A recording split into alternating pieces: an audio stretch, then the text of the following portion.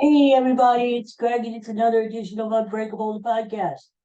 Thursday, March 28th, the start of the baseball season. I don't count those two games in Korea. That was stupid that they started this season in Korea. Listen, one of my favorite days of the year, the start of the baseball season. Remember that? John Fogerty, center field. This song is in the Baseball Hall of Fame. This makes you feel like baseball and spring. I'm ready to play. I am ready to play center. And the Phillies need a center fielder. Bud could play. Bud, there he is. Bud, nice to see you, Bud. Don't turn your back to us. Center field. I could. Wheelchair at all. I'm going to be on that. We're going to talk baseball today, if you didn't know it. Phillies were rained out today, so they're starting their season on Friday at 3:05. Spencer Strider against Zach Wheeler. Phillies are underdogs at home. Oh my God. You got to take the Phillies to win, right? You got to. They're underdogs. And they're going to show us that those two games that they lost at the end of the season last year to Arizona. No. We need a fresh start. We're going to win. We're going to take at least 203 from those evil Atlanta Braves this weekend. So, and a lot of people are talking about the Phillies, their lineup. Who's going to bat leadoff? You could look at it different ways. In one way, you could say, why fix what's not broken? You got Kyle Schwarber leading off, hitting 45 home runs a year or whatever. Sure, he strikes out a lot. He does get on base a lot because he walks. That's about it. He walks and he hits over. So yeah, that's about it. You could bat Schwarber fourth or fifth. You could put Bryson Stott in the leadoff spot. He excelled last year as a leadoff hitter. Takes a lot of pitches. He makes the pitcher work. I think Bryson Stott's going to have a big year. Going to hit over 300 this year. And you can put Trey Turner number 2. You got a ton of speed at the top of the lineup. Stott and Turner get on base. Can you imagine the havoc they would wreak on the bases? Steal the bases. Each could probably steal 30, 40 bases this year. I think Trey Turner is going to have a big year and settled in, and I think he's going to go back to his old Trey Turner ways. To me, I would be surprised if Turner was a 30-30 guy this year. 30 home runs, 30 steals. So you could do, you could do it either way. But what I'm more worried about than the leadoff batter is who's going to hit behind Bryce Harper. Now, here's the thing. Last year, Diamondbacks played it really well. They decided to pitch around Harper in the National League Championship Series. Out of all the pitchers, let's say Harper saw 8 to 10 pitchers every at bat. Maybe one pitch was a strike. The rest of the pitches were high, low, out of the zone. And, after a while, Bryce Harper wants to be the man. He wants to drive in the runs. He gets frustrated. He starts swinging at balls over his head. He starts swinging at balls in the dirt, balls way outside, and he's flailing. Why? Because they won't throw him a strike. Why won't they throw him a strike?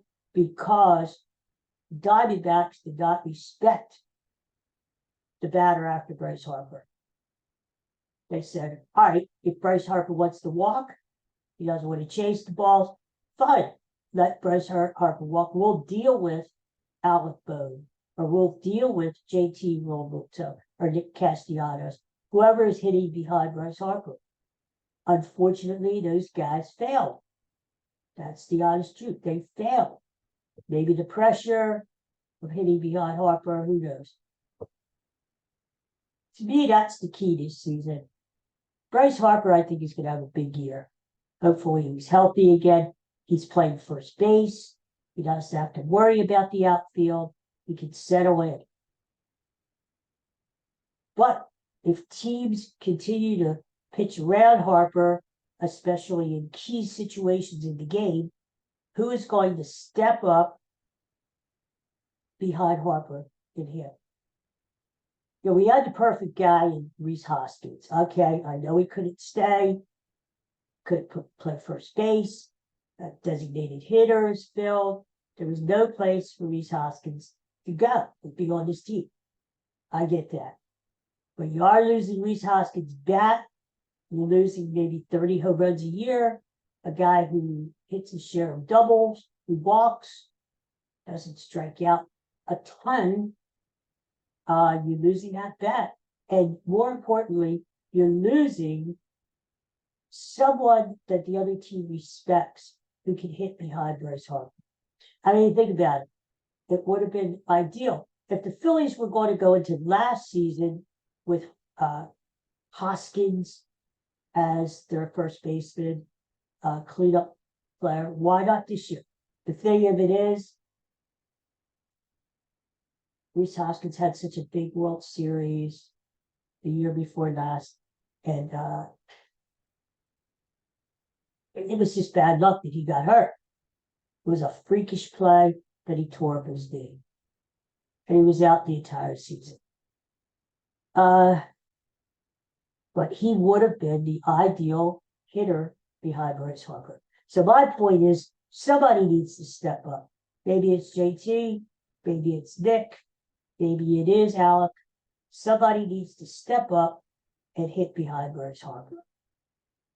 Otherwise, you look at this lineup, and it's a pretty potent lineup. It looks like in center field, Johan Rojas is going to play along with Christian Pache. Great, excellent defensive center fielders, which is really what you want in a center fielder. Look at the Phillies have a history of great center fielders, going back to Richie Ashburn. He was a hell of a hitter, but a lot of people forget he was an outstanding defensive center fielder. And we have Gary Maddox, of course, the Secretary of Defense. And he was a tremendous Gold Glove fielder. Lenny Dykstra played a really good center field. Shane Victorino, the Flying Hawaiian, played a really good center field. So, the old adage in baseball, strong up the middle. Championship teams are strong up the middle. Phillies are. Realmuto catching, keystone combination of Stott and Turner. That center fielder, we need a solid center fielder. Johan Rojas is only a kid. Okay? If he can't do it, let him play every day in Lehigh Valley. He needs his at-bats. But I don't know if he's going to get it that many at-bats in the major leagues. You've got Christian Pache, who was once a highly touted prospect for Atlanta. And when you're talking about a prospect for Atlanta, you're not talking chopped liver, And he included him in the deal when they got Matt Olson from the A's. Now, needless to say, that was a hell of a deal for the Braves. But they thought enough of Christian Pache, and so did Oakland, that he was in that deal. He was one of the key players in that deal. So, Pache has a lot of potential. But you know what that word potential? Potential means you haven't done it yet. Christian Pache could take over center field, play a tremendous center field, hit. And we're not asking Pache or Rojas to hit 300. I mean, let's face it, these guys were going to be hitting at the bottom of the lineup. But it's a key spot because now without the pitcher hitting, I mean, it's a circle. That bottom, blends into the top of the lineup, whether you have Schwarber or Stott or whoever. So it is a key spot. And Pache, Rojas, they can't be automatic outs. That's what I'm saying. They have to hit a decent about 250, 270, and play a really good defensive center field. That's going to be key. Because if you don't have a solid center fielder who's going to anchor your defense as well as hit a decent rate at the bottom of the lineup, that's a big hole. That's a big hole to fill. Now, the Phillies do have this kid, Justin Crawford. He's coming along. He's going to be their future leadoff hitter. He's going to be their future center fielder. We know that. First round pick, son of Carl Crawford, who was a tremendous player, both for the Red Sox and the Devil Rays. He's coming, but he's not ready. So until he is ready, of course, in a pinch, Brandon Marsh could play center field too. So the Phillies do have options. They do have options. But that is a key position. Again, strong up the middle. I don't worry about the other position. I think the Phillies defense is stronger. Certainly, you've got Harper at first base. I think he could be a Gold Glove caliber first baseman. I mean, he's a tremendous athlete. We know what Bryson Stott can do at second base. I think Trey Turner is going to be better defensively at shortstop. He's never going to be Larry Bowa, but who is, right? But I think he can hold his own and lessen the errors at shortstop. Alec Bohm is an improved third baseman. He's never going to be a Brooks Robinson or a Mike Schmidt, but he's solid. He's worked his way up to solid status, even maybe a little above average third baseman. If they're going to play Whit Merrifield in left or Brandon Marsh in left, I think that's solid. They can hit and they could play defense. Again, center field is the key. The Castellanos, not the greatest right fielder, but when you need him to make a big catch, he seems to make the big catch. And let's hope he continues hitting like he did last year. Although he did have a bad playoff, against Arizona. But then again, a lot of the players did. Catching, we're good. We're good. JT is holding that down. Garrett Stubb, as long as he keeps his mouth shut. Don't talk about, we're going to do this. We're going to beat this team. We're going to, no, stop. You're the backup catcher. Maybe you play once a week. Shut up. All right. Starting rotation, Phillies.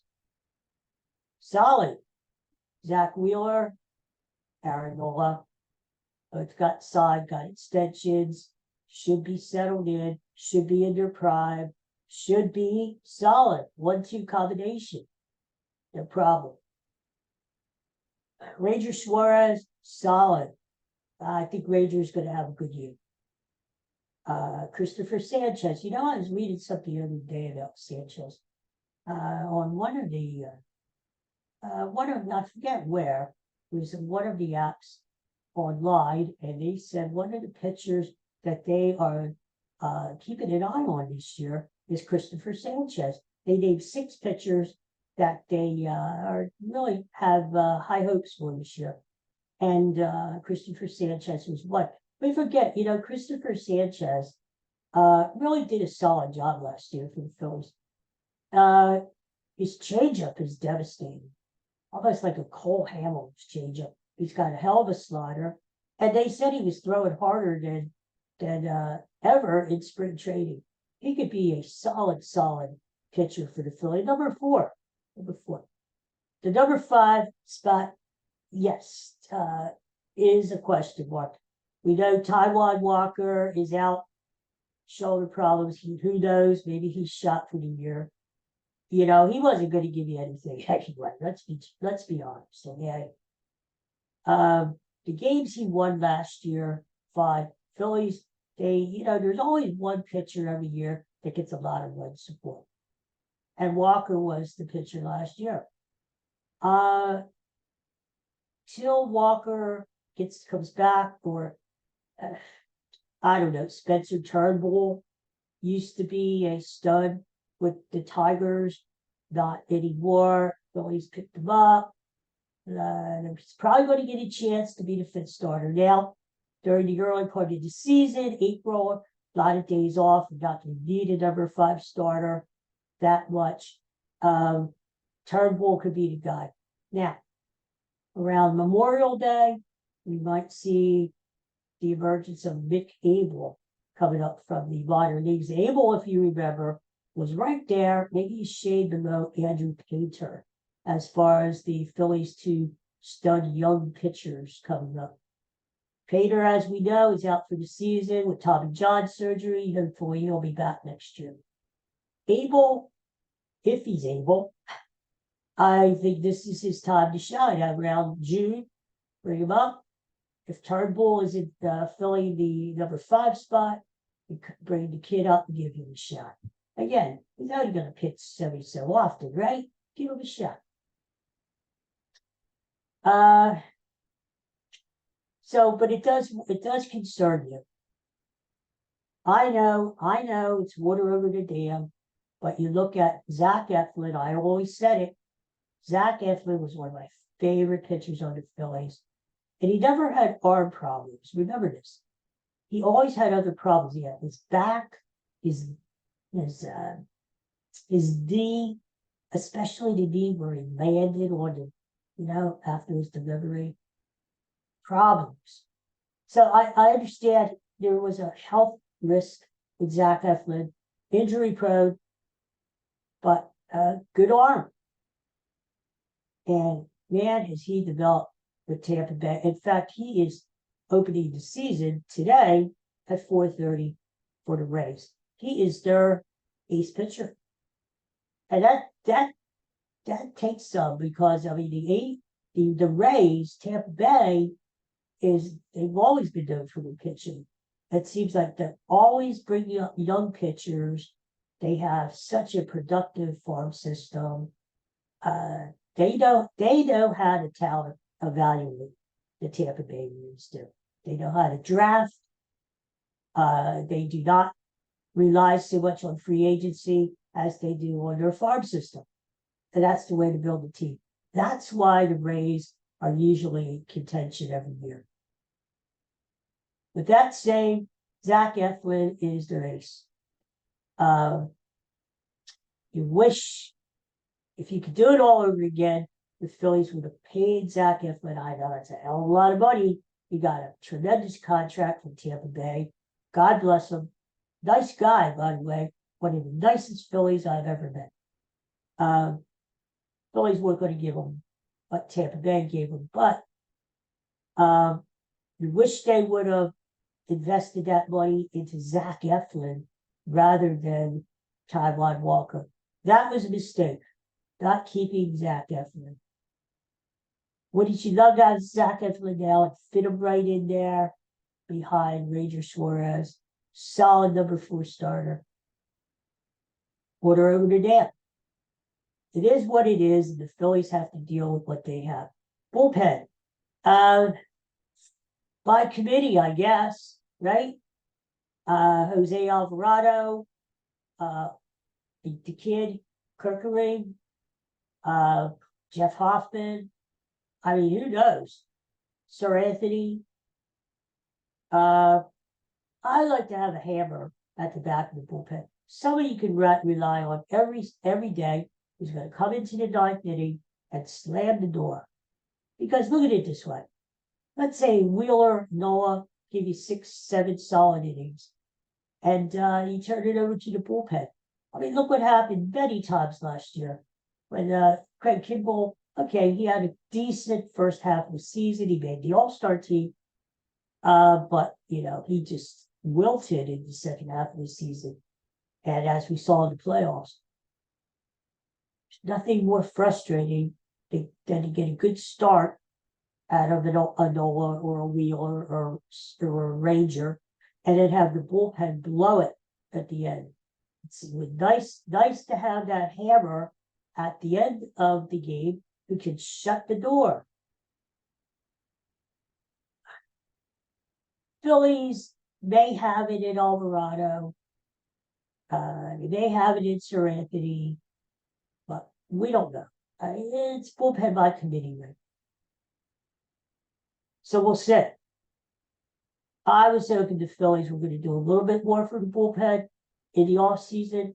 I was hoping that they would sign our old friend Hector, the protector, Neris, put him in as a setup guy in the eighth inning. He abridged to Alvarado or Sir Anthony. But he didn't do it. He went to the Cubs. Let's hope that it's not a regret on Dave Dombrowski's part that he didn't really do much with the bullpen during the offseason. We'll see what happens.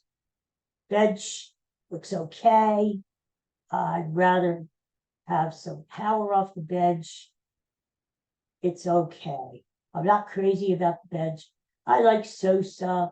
He could play third, he could play short, he could play second, he could give you some time in the outfield. Yes, he's a good utility guy. Otherwise, not crazy about the bench. Overall, Phillies have a solid team. I think the Phillies should win anywhere between 88 and 93 games. That's my prediction. I mean, if we're going to be perfectly honest here, the Braves are still the class of the division.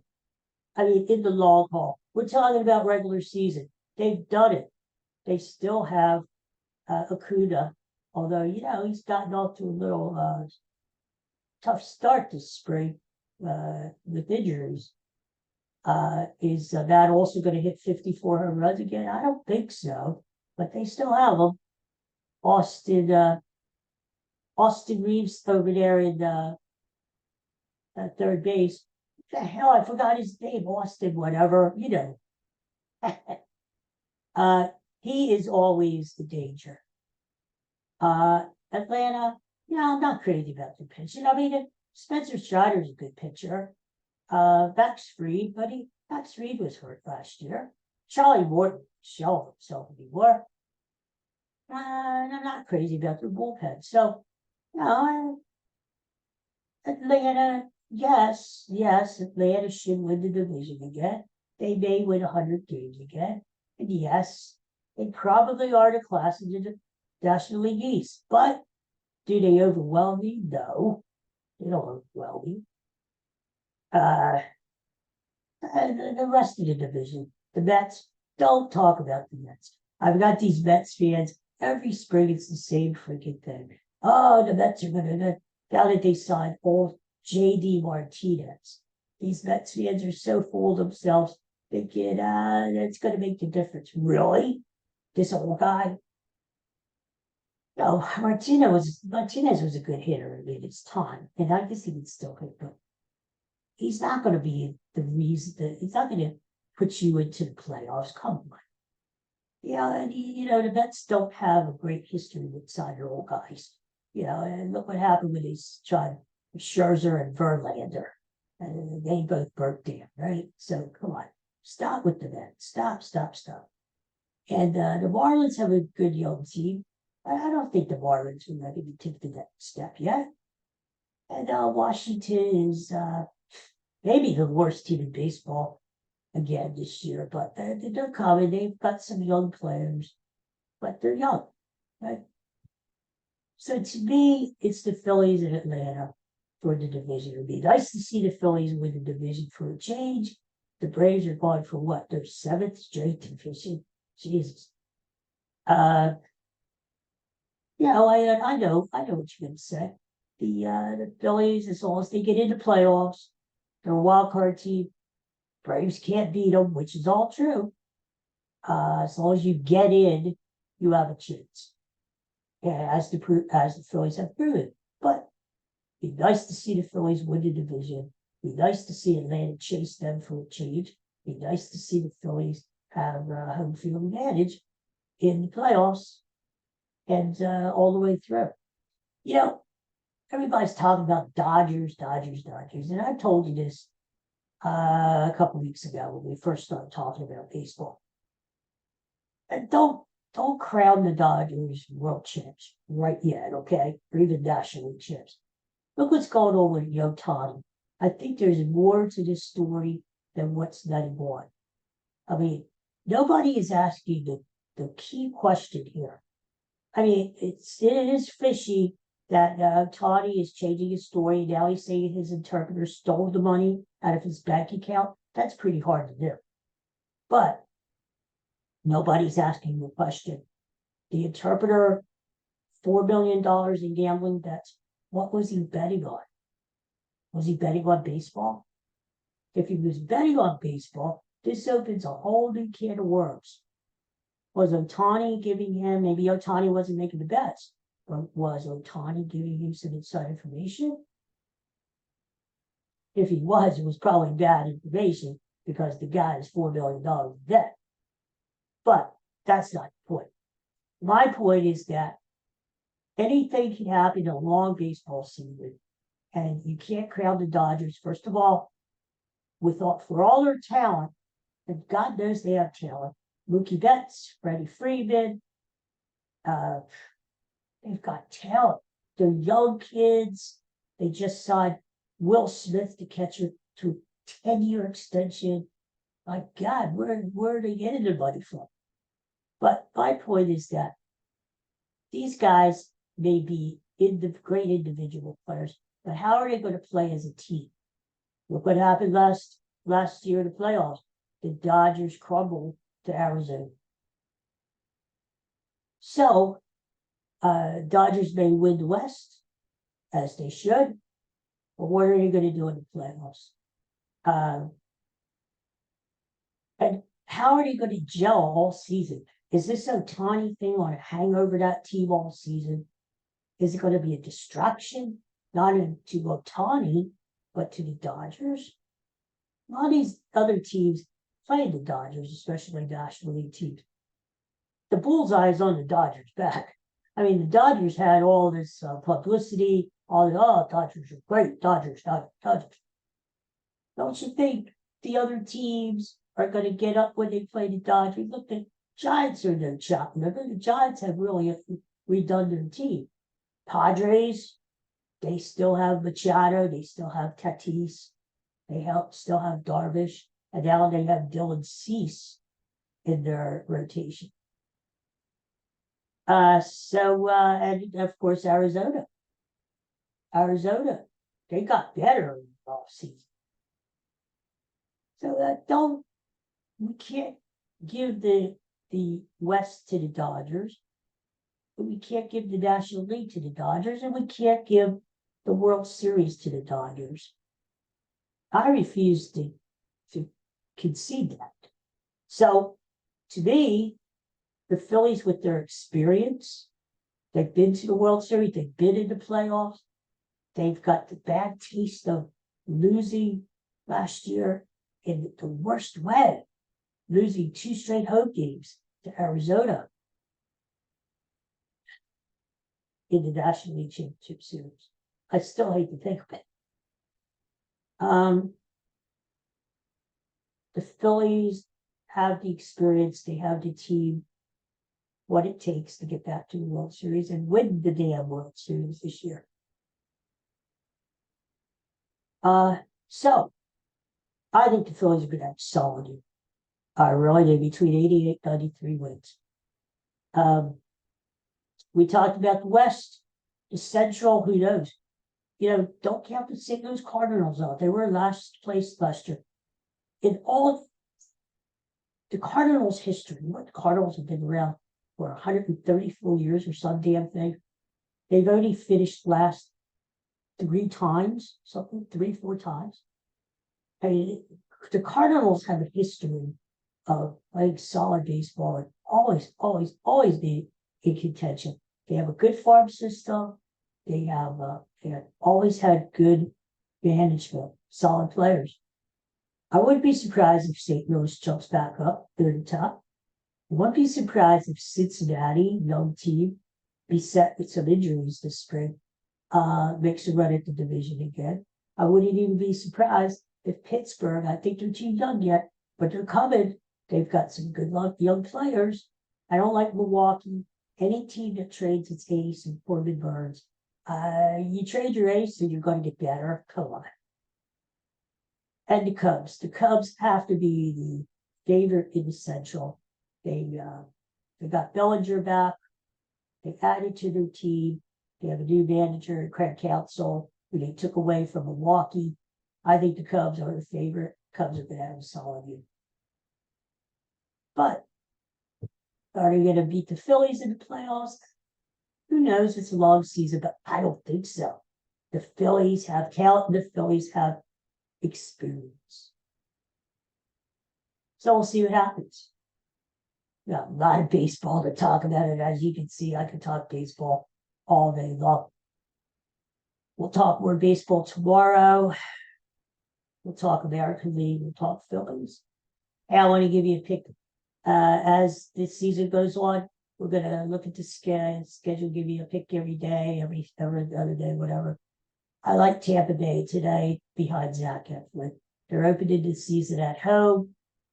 They're playing Toronto, division rival. If you remember, Tampa Bay started off the season last year. They won their first 13 games or something, 13-0. Everybody thought Tampa Bay, and Tampa Bay's going to make it to the World Series, going to win the World Series. It didn't pan out. Again, long season. Baltimore caught them. Tampa Bay gets off to a good start. Every year, it seems like. They're at home. Eflin, take Tampa Bay to win today. That's my pick. All right, everybody. Thanks for tuning in. We'll be back again tomorrow. We'll talk baseball. We'll talk more stuff, too. We have fun talking with our politics. Humor. Bud's here with me. Who knows what else we're gonna yak about, right? Just like me and you sitting on the deck, having a drink, and just shoot the breeze. Everybody have a good day. I hope it's warm and dry where you are. Unlike here in Pennsylvania. Peace and love, everyone. Go Phils tomorrow. We'll talk to you later on. Hey, college basketball tonight. Sweet 16. I'm going to be watching it. That's for sure. Talk to you guys later. Bye.